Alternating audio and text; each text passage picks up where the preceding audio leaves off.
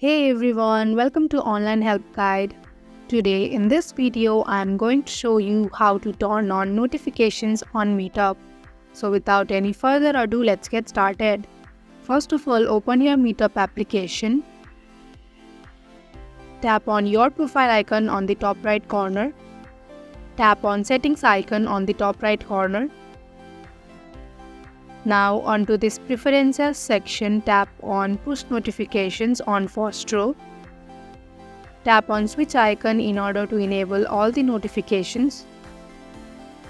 And that is how you can easily turn on notifications on Meetup. Thank you for watching Online Help Guide. Hope this video was helpful. If it was, hit the like button and comment below your questions and feedback. Also, if you are new to our channel, subscribe and hit the bell icon so that you do not miss our upcoming videos.